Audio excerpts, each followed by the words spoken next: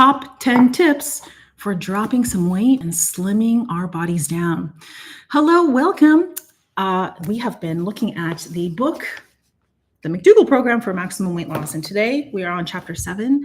This one today is going to be especially for the ladies. So in this video, we are going to look at the top 10 tips from medical experts. Now, the reason why I say medical experts, credible medical experts, is because they know how to do this in a safe way.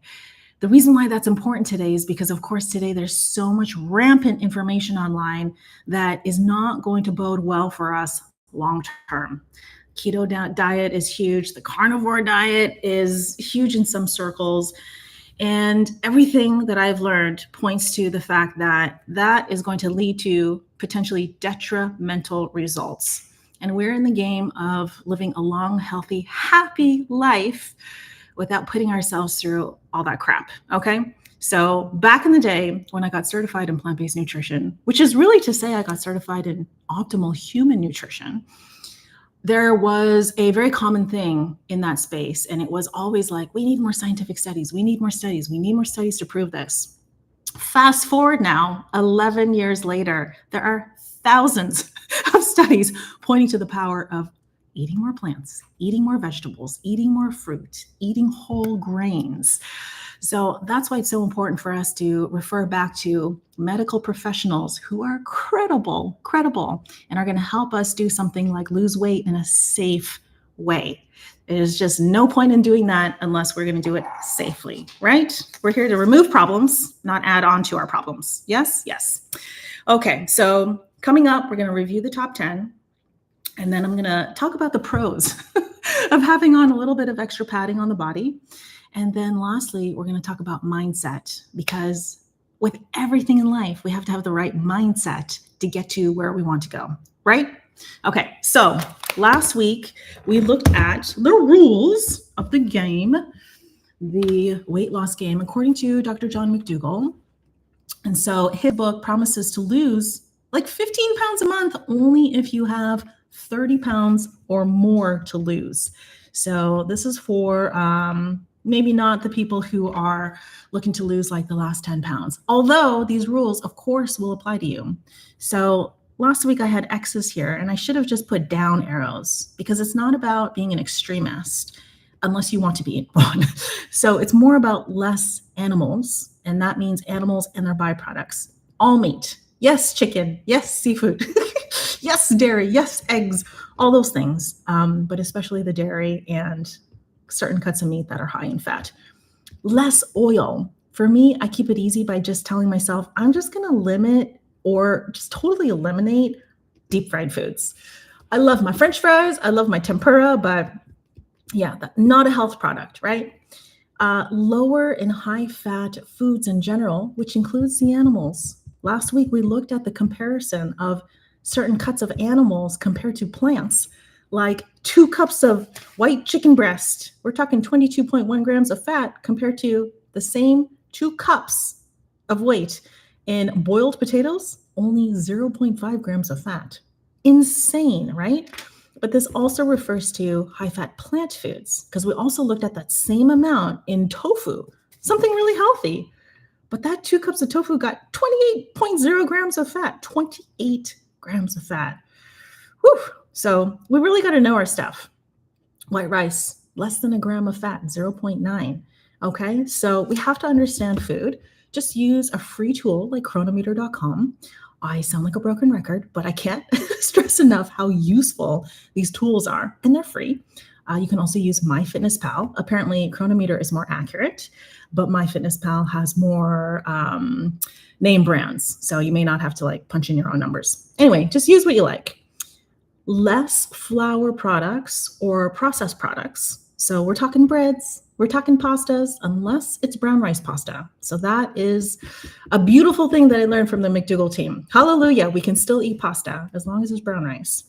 We want to eat more whole grains and things like taters, starch, obviously. It doesn't matter what kind of potato. It could be a sweet potato. It could be any kind of sweet potato. It could be any kind of potato. Yeah, a white potato. Russets, Yukon Golds, baby potatoes, you name it, fingerling. We want to eat more beans and lentils. we want to amp up the amount of veggies that we're eating. And this is so important. And even like the healthy people really realize sometimes that they don't eat as much veg as they can. And that half plate means when you're looking at a plate of food, half of it is going to be your starch, so your taters, your rice, whatever. And then the other half is going to be made up of veggies. So we're not just eating just brown rice noodles and that's it, right? We have to get those veggies in. And veggies, I mean, I wish this could just like explode and have like this amazing animation, because that is where everything is at. Not only from a health perspective, for all those chemical reactions to take place inside of your amazing body, but also to drop the weight, because the body is just functioning better. And then raw, to me, so for people who don't have like 30 plus pounds, I mean, obviously this applies to these guys, but also for those who just want to lose those last 10 pounds or whatever, this raw, like keep it raw, eat something raw every single day. So like munch on cucumber, celery, carrots, and even fruit. For me, it's got to be the veg, not the fruit, but eat something raw, a salad. A little bit of sugar. We got a tiny little check mark there because a little bit of sugar, literally Dr. McDougall says 1 teaspoon. I amp it up to 1 tablespoon because I can't even taste 1 teaspoon, but everybody's a little bit different. So a little bit of sugar is okay. And what we've learned is that sugar does not pack on the pounds. It is actually a high fat, high calorie dense diet that could pack on the pounds, among many other things. So in the top 10 list, and there's an article that I've linked in the description where you can go to the McDougall website and you can read this article yourself. But there's a top 10 list of all these tips that you can follow to help you on your journey, your adventure, in winning this game. So number 1 is start your meals with either a soup, a salad, or some fruit. Yeah, so start with that salad or the soup and the fruit. And the reason why mainly is because this is going to be a low calorie dense food that's going to start filling up your stomach. So in totality, when you look at your total meal, you're not going to eat as many calories. So that's a fun little hack that you can try. When it comes to Korean food, it's so easy because we have like the jigaes, like the soups, and then we have our rice, and then all of our panchan, all of that veg. So that is just such an easy rule when it comes to the Koreans. Number 2, 50-50 plate. Again, we reviewed that. Starch and veg. Simple enough. You don't have to weigh anything. You don't have to measure anything. Just look at your plate. About 50-50. Let's say you don't get full with this. That means that you have to eat more starch and veg. You just need more calories. So if you are like many of the people that I speak to, and they are not plant-based and they're not vegetarians or anything like that, they switch over to eating like beans or just the rice, and that becomes their meat. And they're like, I'm so hungry. The reason why is because it's so low in calories that we got to eat more. Yeah, we got to eat more. Number 3, less sugars and salts. Some people are pretty extreme and they don't consume any added sugar or any added salt.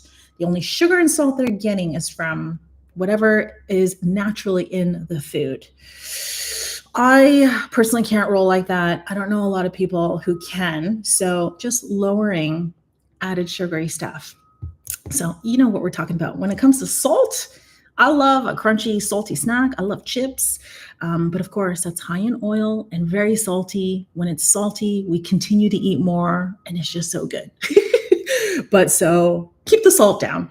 But sprinkling salt on our food, some people are like, I never sprinkle salt on my food. That's not what we're talking about. When we talk about eating a lot of processed foods like chips, there's a lot of salt. When you're sprinkling salt on your food and amping up the pleasure 1,000-fold, it's just so little salt that like just give yourself that grace of enjoying that little bit of salt and drawing out those amazing flavors in the food. So the same goes with sugar. Number 4, we go back to these normal rules, less animals.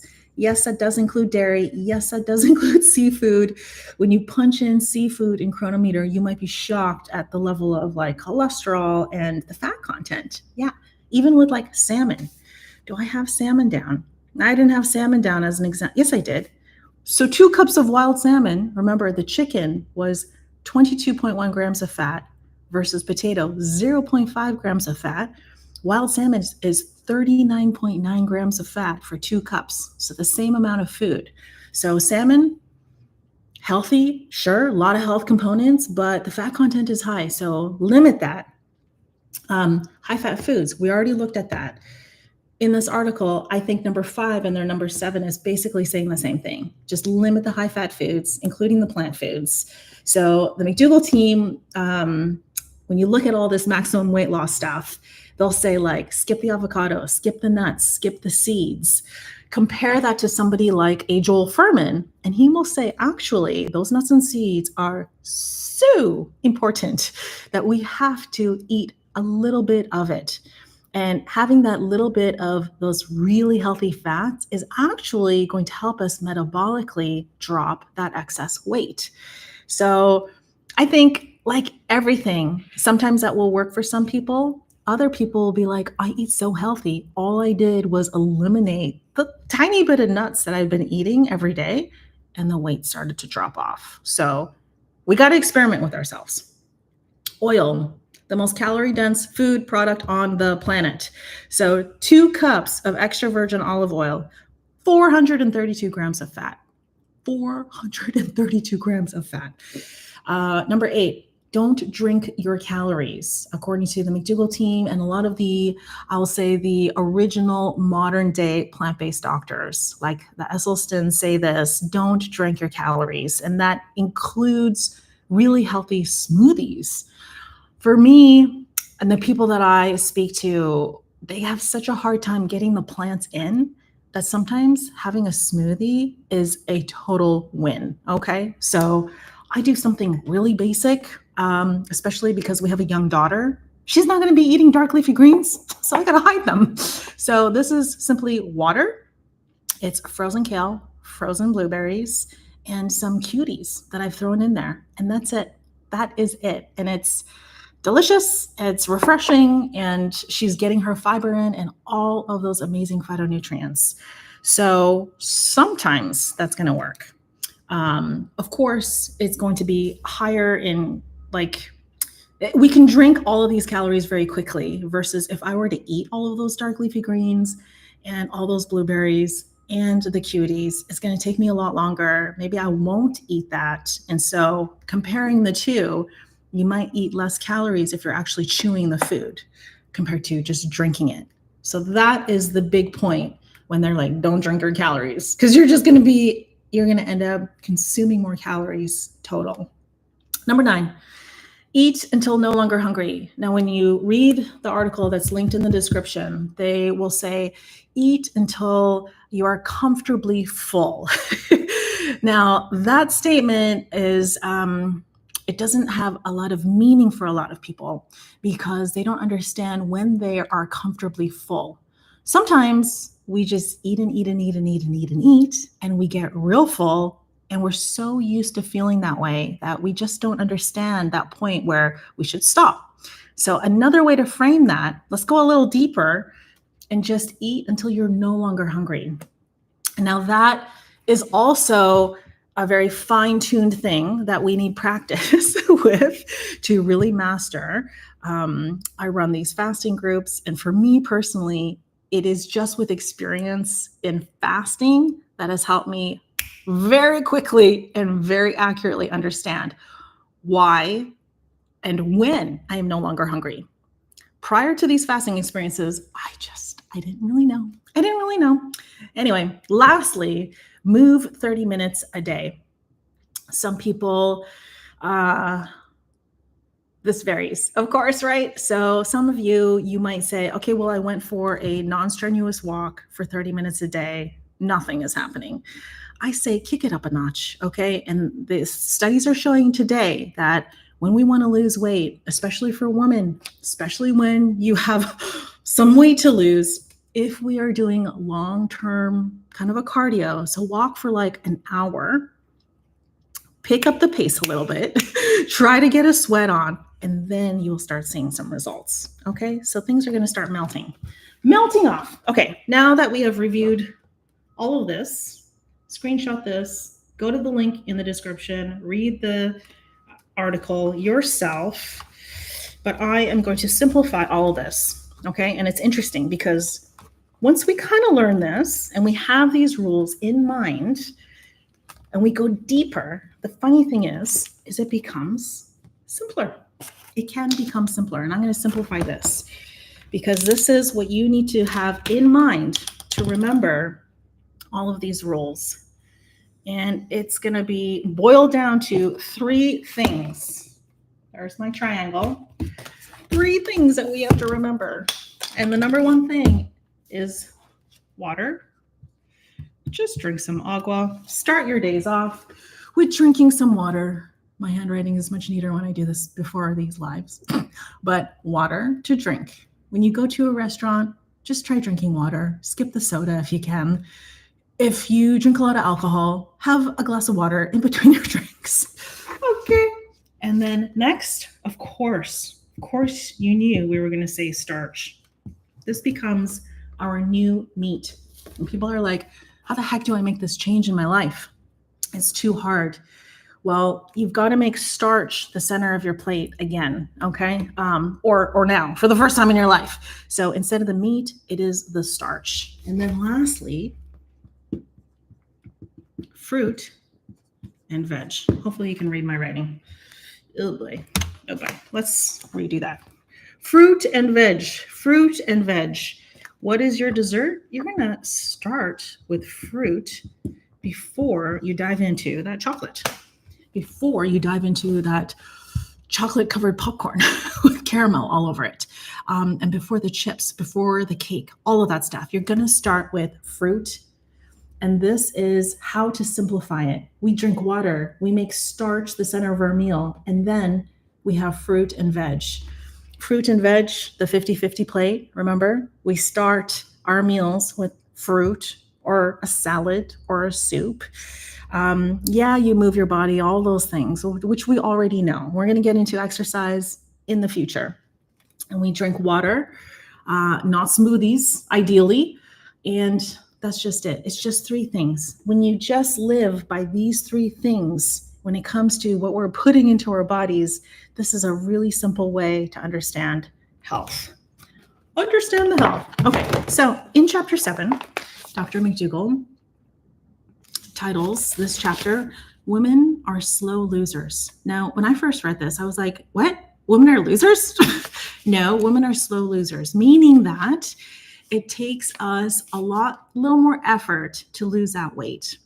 But instead of thinking of all the cons, because any woman can read this chapter and think, I am screwed, screw my physiology, screw my gender. But I want to look at the pros because there are many. And he says, like on page 80, there's pros to this extra weight and things like insulation from the cold, hilarious. Extra padding to protect the bones from hard surfaces. And he says these are good things to have when the work was hard and often performed outdoors, like maybe back in the day, or maybe that's your job today. If we fall, we got that extra padding. That's called subcutaneous fat compared to visceral fat, which is a fat that surrounds our organs, which we want to keep way down. Another pro, accentuates attractive body curves, a nice characteristic when indoors. John, hilarious. And then he says on page 82 that the fat in men is deposited inside their abdominal cavity, right? So inside that visceral fat. When we have a high amount of visceral fat, it actually increases our causes of all-cause mortality. What that means is the higher the visceral fat we have, the fat in our organs, in our liver, in our stomachs, around, in between those cavities, the higher our chances of dying from all ways of dying. No bueno. While fat in women is deposited below the surface of the skin, subcutaneous. Women also have larger fat cells than men. Hot dang. Well, another pro of having this, and of course, physiologically, the reason why we ladies pack on the pounds a little more than the men, especially in our bellies, our bums, our thighs, is because sometimes we have babies and sometimes we nurse. So whether you are going to use your physiology for that or not, what I want us to get real deep and really understand and appreciate is the fact that whether or not you have kids or ever will, the fact that your body has a capability, that capability of creating life is mind-blowing. It's mind-blowing. And then once you pop that baby out, the fact that we can nurse that baby, the fact that we can feed it and nourish it, like that is amazing. So I think that so many times we get so down on ourselves because, of course, we live in this modern day world where, it's looked down upon if we have maybe too much extra weight. But there's a reason why that's the case. And I just want us to understand that however much added padding we have, we are still the same person, and we still have all of this makeup that makes this beautiful body that you have. And inside, it's this miracle. It's this miracle plumbing, these amazing systems. So we can't discount that. We cannot discount that. Okay. So when I started to change my life, started to do this kind of thing, start drinking more water, cut out the soda. I still drink alcohol because, I'm a party girl. But when I started to replace all that meat and the cheese and the chips and basically like not understanding food, and I started to lean into the starch, and I'm going to eat beans for the first time in my life. I started double downing on the rice. It was both brown rice and white rice, basmati, jasmine, you name it. I started to eat barley. Like, what the heck is that? It's a beautiful whole grain. And then I started to eat fruit for dessert. I started to eat so many more different types of vegetables. And my whole life changed. So this is where it's like really just for the ladies here. So in my late 30s, that's when I started to make these changes. And before that, I will say that my lady parts, my ovulation and all the things, like all of that, the factory was shutting down. Okay. And like, when things are changing. And I knew when things were just kind of dying off. I really felt like, yeah, my factory is just starting to shut down because my body's just like, this is just not going to happen. Periods were shorter. And it's just like, I just had that instinctual feeling that like things are just not working anymore like they used to. And then, of course, I do all this stuff and I didn't increase my exercise at all. All I did was change the food. That was the only difference in my life. And all of a sudden, things started to change. It's like the factory just got like a whole new set of workers, and we just like exited all the ones that were just like lazy and just sitting on the sidelines and just trying to hide from not doing the work. And we just onboarded all these high performers. And that's exactly how it felt. And I was reminded of how my periods were when I was a teenager. So lots of different things just started coming back at me. And I thought, okay, factory is on and it is operating at a high performance level. And then, of course, we ended up getting pregnant. I can't prove that my diet allowed me to get pregnant, but when the factory starts shutting down to the factory is operating very well, and then we get pregnant and I have this amazing pregnancy, like the food was the only thing that I changed. And that's why I know it was the food. People are like, oh, you're going to have like, what do they say? Oh, you're going to get hemorrhoids. I was told I'm going to get hemorrhoids. I never got hemorrhoids. You're going to get heartburn and acid reflux as a pregnant woman. You're going to toot and not be able to control it. And I thought, okay, that'll be interesting in meetings. But I never got acid reflux. I never got heartburn because I wasn't eating a hugely high acidic diet that comes from a lot of animals and a lot of dairy. I was eating all plants. I had never looked better and I had never felt better. I was never constipated. People are like, pregnant women are going to get headaches. I never got headaches. I never get headaches unless I have COVID. They said that you would have sleep problems. I slept like a baby. And when I slept, it was a really nourishing sleep. So I'd wake up and I wouldn't need a coffee. You know that feeling? After my 4 months of nausea, the first 4 months, I never had nausea. So some women will just just be very, very sick. They told me that I was borderline gestational diabetic. And so I had to go to the hospital and I had to sit there and listen to this nutritionist tell everybody just all the wrong things. And it was hard to sit there and just listen to that and watch all these women who don't know anything about food looking to the professional. I'll say, like, yeah, she's credible in many ways, but she did not understand food. And so she's looking at me like, how do you get your calcium? I get it from dark leafy greens. I eat a lot of dark leafy greens. She told me I had to eat like cups and cups and cups of almonds every single day in order to get my calcium intake. Not true. Anyway, so I started to eat less fat. I'm a high fat girl because I love my flavor, but I know that diabetes is not necessarily sugar. It is because we have an abundance of fat in our diet. So I was just a little more conscious of that. Cut down the oil a little bit. I was probably eating too many deep fried, like the tempuras. So cut that out a lot. And what do you know? I was not gestational. I did not have gestational diabetes. So I fixed that problem very easily just by making those little tweaks. Did not have high blood pressure. My blood pressure is optimal. Many women, pregnant women, have trouble breathing. I never had trouble breathing. I loved being pregnant. It was an amazing pregnancy. And funny enough, I had 2 massive fibroids.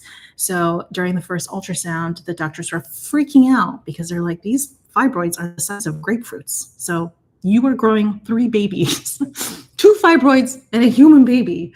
And they were very concerned. They said, normally these are so big, they would want to operate on them, but they can't because there's a baby in there. And so I was given these options.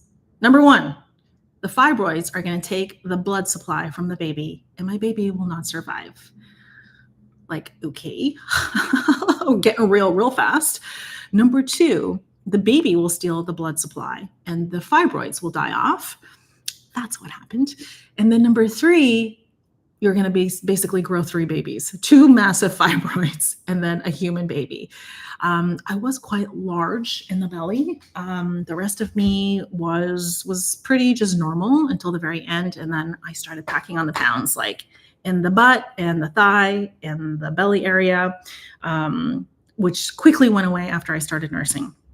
Anyway, the fact that the baby won and the fibroids died off, I again attribute just to my body working better. My body was working better because I was giving it the optimal fuel. Okay, optimal fuel. It's really as basic as that. And so you have that physiology. So don't think in that mindset of like, oh yeah, it works for other people, it's never going to work for me. It will work for you. We just need to understand the rules of the game. So if you go to the McDougall website, there's something called the Star McDougallers, and read some of those stories if you need that help shifting that mindset, because you will see time and time again, these are just average, normal, everyday people, and they've done amazing things with their health states. So it's not just about superficiality, it's about getting healthy. And part of getting healthy and sustaining that health is maintaining a healthy weight. But you'll see people lose like over 100 pounds. They're like, oh, I've kept it off for years. Like, what? That's insane. Of course, not everybody is successful keeping it off for years. And of course, there are reasons why. And I think a lot of it has to do with your mindset, with our mindset.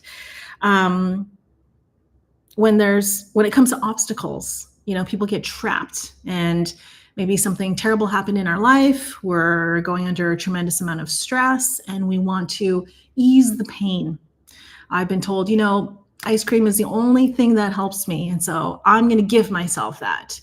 But the funny thing is when we learn about food, and especially when we have that support and we make those better choices at the end of every single day, this is like immediate wins as well as long-term wins.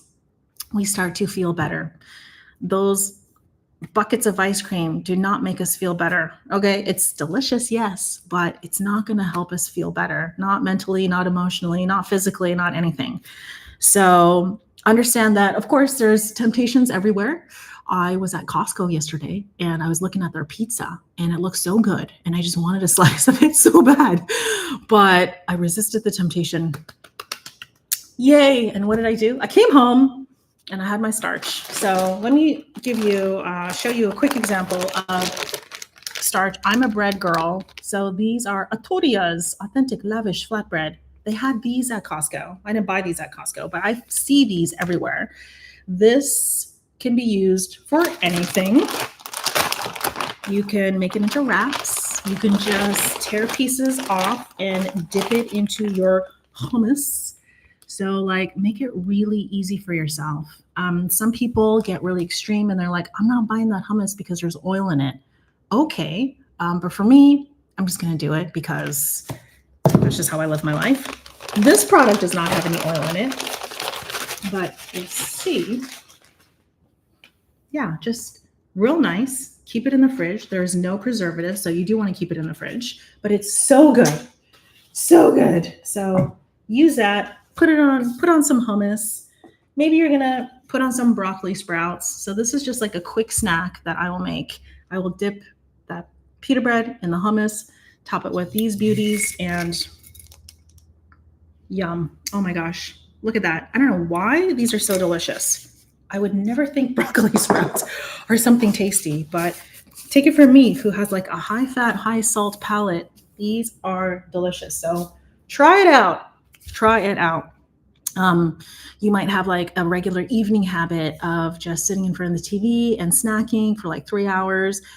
Maybe you are a healthy eater, but that is a habit of yours. Maybe you can switch that type of snack. So instead of a high calorie dense food, like a popcorn that is covered in, caramel and chocolate or like cookies, maybe you can choose fruit, right? I know it's not as exciting, but just start with that. Just start with the fruit. Start with the starch. Start with that kind of stuff before you dive into the usual stuff. We had a couple of fasters who were just amazed at the results after this recent group fast. And they keep saying like, I've just tried this for so long. For so long, I've tried to get to a healthy weight and nothing has worked. I will challenge you. What have you tried? What have you tried? And I will say, you've never tried this. Like, this is just so basic and so simple. Like I thrive as a basic bee. And this is how I do it. You drink water, you eat the starch, and you eat fruits and veg. It's just as simple as that. And people have not tried this before. But when you try it, it's so simple. We often think like it's not going to work because it's too simple. Well, what if it did actually work? You got to try it first, right? You got to try it. So you can do that too. So, okay, next steps. What are you going to do this week? We got to get our mind right.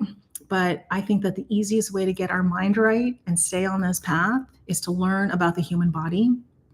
So just come back next week. We're going to continue to learn about the human body and revel in how amazing, like what you need to reach your goals and have your life go in that direction upwards into the right way that you want to go is by learning, first of all, and then secondly, by having support. So this week, can you reach out to somebody you know and maybe make a pact that you're going to start doing this together? Maybe it's like a daily walk together, right? You're going to like pick up the pace. Or maybe you have a favorite podcaster and that's going to be your support. So like every day you're going to pop in your earbuds, you're going to go for that walk, and that's going to be your support. But I encourage you to track this stuff, track this journey, because you are going to look back and you're going to be amazed at how far you've come and the amazing results. There will inevitably be times in our lives that are very chaotic and we may drop off on our starch triangle, right? On our health triangle. The reason why I want you to take those notes is because you're going to go back and you're going to read them and you're going to remind yourself, that's right. I did like this lavish flatbread thing. That worked really well. I did like buying the hummus because at the end of the day, I'm not going to meal prep. So make it easy for you. You're going to remind yourself of what worked for you specifically. And that's going to be critical. Okay, so I hope that was helpful. please write in the comments, like, what are you going to commit to this week? How are you going to reach out and get that support? Who is that person going to be? Is it going to be your mom? Is it going to be your BFF? Is it going to be your dog? Is it going to be a specific podcaster? So let me know. Maybe it's like just a favorite music band. You know, sometimes I like to just walk and just crank the tunes and just rock out while I'm walking. And I don't want to like continue to stuff information in my brain. And that kind of peace, that kind of support, like, who's your band? These days, my band is Muse. I'm obsessed with them. I love them. They just inspire me and they just get me going. So write in the comments, tell me, how are you going to support yourself by reaching out and getting support on this amazing journey? All right, with that, I'll see you next week. Next week, we're going to learn more about the human body, and I'm going to show you something that might blow your mind. Okay, have a good one. Bye.